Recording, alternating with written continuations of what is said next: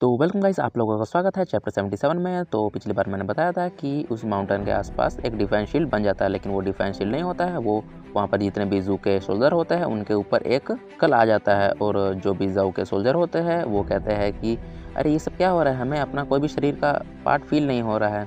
आगे जो जनरल ज़ाई होता है वो कहते हैं कि ओ तुम भी जानते हो ऐसी चीप ट्रिक्स को खेलना, और अपना अटैक उस माउंटेन पर कर देता है और उस माउंटेन का ऊपर का हिस्सा उड़ा देता है।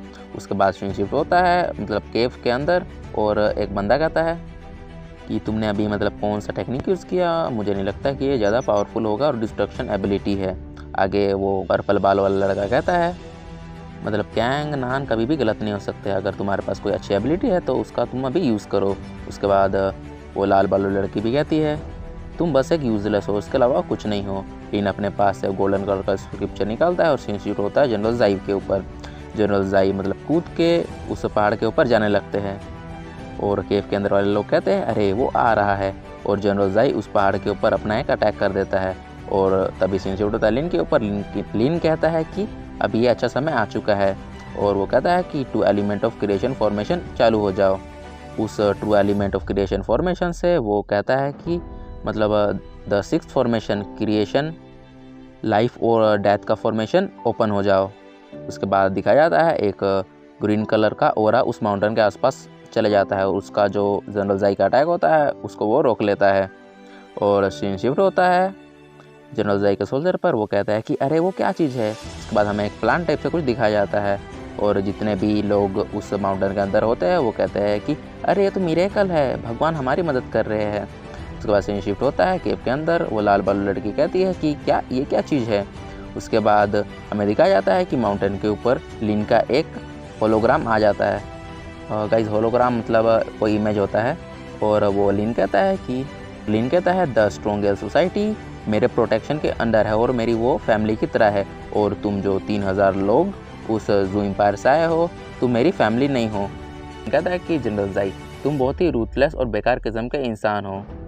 उसके बाद जनरल ज़ाई कहने लगता है कि तुम बास्टर्ड, अब तुम मेरी तारीफ़ की जगह मुझे गुस्सा दिलाने की कोशिश कर रहे हो, और तुम सच में चाहते हो कि तुम मेरे ट्रू फॉर्म का सामना। उसके बाद जो जनरल ज़ाई होता है वो भड़क जाता है और कहता है कि आज मैं तुम्हें लाखों टुकड़ों में यहीं काट दूंगा। उसके बाद सीन शिफ्ट होता है लीन के ऊपर, जो कि जनरल ज़ाई को कह रहा होता है कि अरे तुम्हें क्या मौत चाहिए, तो मैं तुम्हें मौत दूंगा। उसके बाद जनरल ज़ाई कहता है कि अरे ये कैसा फॉर्मेशन है, ये तो मेरा द हेवन डिस्ट्रॉइंग स्वॉर्ड है, उसे एब्जॉर्ब कर रहा है, और देख के ऐसा लगता है कि ये डेथ का डिस्ट्रक्शन पावर है। उसके बाद लिन अपना यूज़ करता है the six path of creation and punishment. आगे कहता है कि हेवन एंड अर्थ ओपन हो जाओ। उसके बाद दिखाया जाता है उस फॉर्मेशन के अंदर से एक बैरियर टाइप से या फिर कोई फोर्स निकलता है, और के जितने भी सोल्जर होते हैं वो भागने लगते हैं।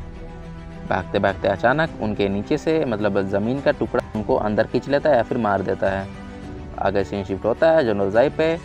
वो गुस्सा हो रहता है, वो कहता है कि अरे ये बुलशिट फॉर्मेशन कैसा है, अब मैं इस फॉर्मेशन को ही तोड़ दूंगा। आगे जनरल ज़ाई कहता है कि लिन को कि बाहर आओ और मैं तुम्हें मार दूंगा।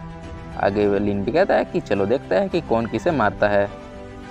उसके बाद लिन यूज़ करता है the six path of creation and punishment, life and death open हो जाओ।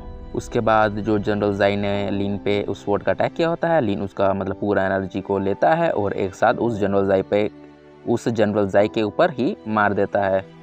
और सीन शिफ्ट होता है उन विलेजर्स पर, जो कि देखते हैं कि आसमान पूरा साफ़ हो जा रहा है और सब ठीक हो चुका है, और सूरज भी बाहर आ चुका है। और एक बच्चा कह रहा होता है मॉम देखो यहाँ पर इस ज़मीन पे कितने अच्छे फ्लावर उगे हैं, और जितने भी केव के अंदर बंदे होते हैं वो भी बाहर आ जाते हैं, और लाल बालू लड़की कहती है हम सेफ हो गए, तो ये सब ऐसे जा सकता है। और वो बहुत हैरान हो जाती है और लिन को देखने लगती है। गाइस ऐसा लगता है कि ये इम्प्रेस हो गई अपने लिन से, और लिन को ग्रीटिंग्स करते हुए कहती है कि मुझे माफ़ कर दीजिए, पहले मैंने आपका मजाक उड़ाया था, और आप तो बहुत ही पावरफुल एक कल्टीवेटर है, और मैं होंगियान आपका ये सब काइंडनेस को हमेशा याद रखूँगी, और आप चाहे तो मुझे पनिश भी कर सकते हैं। और जो पर्पल बालू लड़का कहता है वो भी मैं भी आपसे माफ़ी मांगता हूँ, और मुझे भी माफ़ कर दीजिए। और आसपास वाले सारे लोग कह रहते हैं कि हमें नहीं पता था कि सीनियर के पास ऐसी पावरफुल है।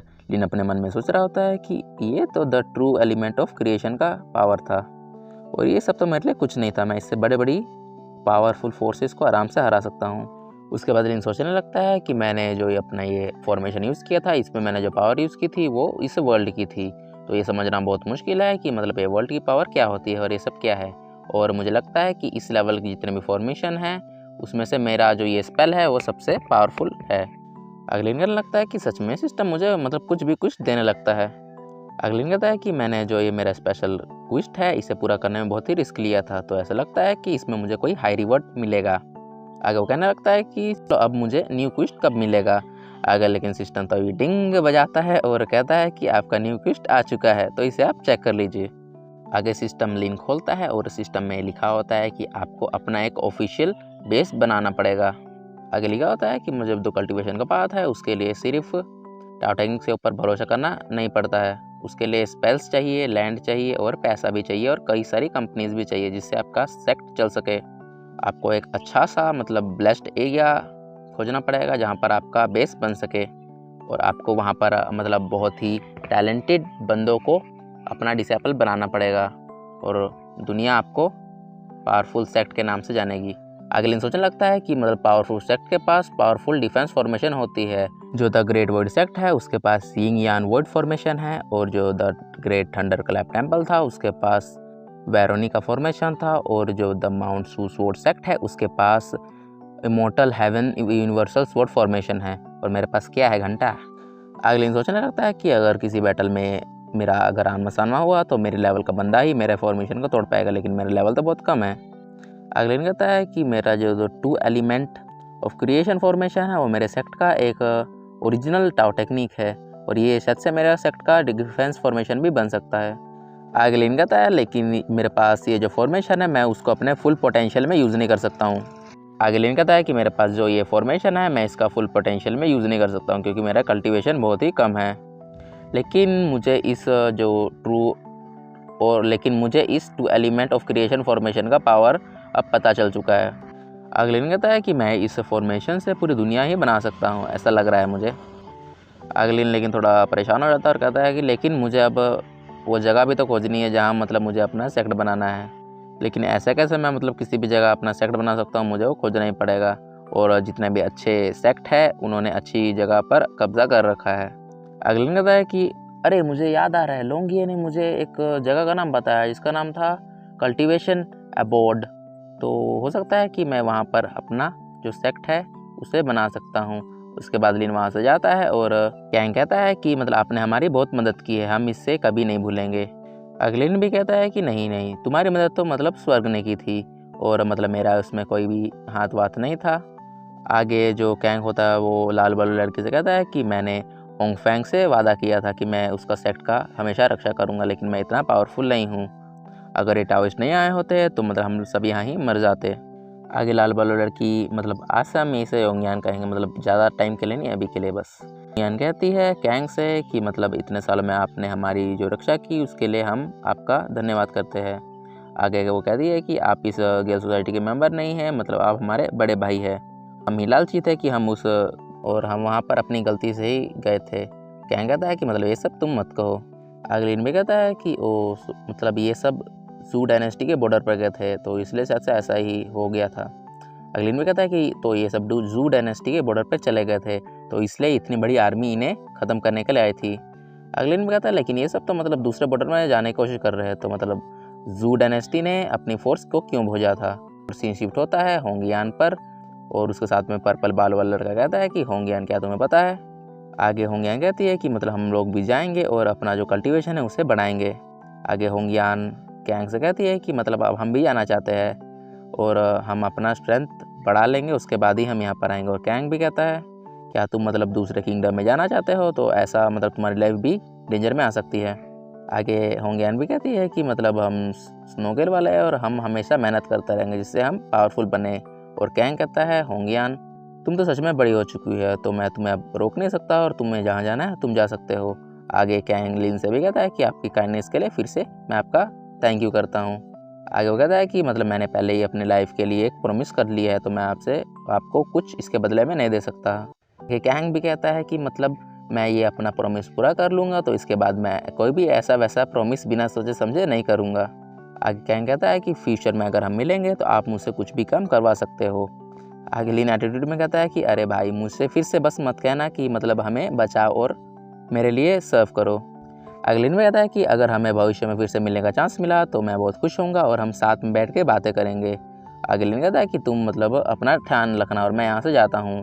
पीछे से कांग कहता है आपका फिर से शुक्रिया। आगे कैंग कहता है कि यहाँ से जाने की तैयारी करो और हैंगयान भी कहती है कि मैं सबको बता दे रही हूँ कि हम यहाँ से निकल रहे हैं। उसके बाद हमें पर्पल बाल वाला लड़का दिखाया जाता है जो कि एक कोपचे में चला जाता है और शायद से ये कोई वॉइस ट्रांसमिशन क्रिस्टल है या फिर कुछ और है, उसे वो तोड़ देता है। उसके बाद उसमें से एक रोशनी निकलती है जैसे कि अदर वॉइस ट्रांसमिशन क्रिस्टल में से निकलती है और जो पर्पल बाल वाला लड़का है उससे कहता है कि इस बार तो हमें उस टाविस्ट ने बचा लिया, लेकिन अभी हमें यहाँ पर बहुत ज़्यादा खतरा है, तो हम इस जू डायनेस्टी को जितना जल्दी छोड़ सके हम इसे छोड़ कर जा रहे हैं। आगे वो रोशनी कहता है कि मतलब तुम जल्दी से जल्दी अपना कल्टीवेशन बढ़ा लो और एक्सपीरियंस को भी गेन करो। आगे वो मतलब जो भी रोशनी होता है वो कहता है कि पिछले बार मैंने तुम्हें ऑर्डर दिया था कि तुम ये को पकड़ लो, क्या तुम्हें उसके बारे में कुछ न्यूज़ पता लगा? जो पर्पल बाल वाला लड़का होता है वो कहता है कि हमने पहले उसे च्यूजाओ सिटी में देखा था जो द ग्रेट क्वीन एम्पायर के साउदर्न बॉर्डर के आसपास है, उसके बाद हमें उसका कुछ पता नहीं लगा। आगे वो लाइट वाला बंदा कहता है मतलब लाइट निकल रहा होता है वो इस ट्रांसमिशन क्रिस्टल से, उसके थ्रू कहता है कि तुम लोग जल्दी करो और यहाँ से जल्दी के जल्दी भाग जाओ। उसके बाद सीन शिफ्ट होता है उसी बंदे पे, वो कुछ शैडो टाइप से दिख रहा होता है और कहता है क्या एक वाइट कपड़े पहने वाला टाविस्ट, वो रिसेंटली बहुत ही एक्टिव है, लेकिन मैंने उस बंदे के बारे में पहले क्यों नहीं सुना। उसके बाद सीन शिफ्ट होता है उस पर्पल बाल वाले बंदा पर, वो बंदा कहता है कि जो द नंबर 1 सेक्ट है द ग्रेट वॉइड सेक्ट, उसके बंदे क्या सच में चाह रहे हैं। तो इसी मिस्ट्री के साथ होता है चैप्टर खत्म। तो मिलते हैं अगले चैप्टर में, तब तक के लिए बाय बाय।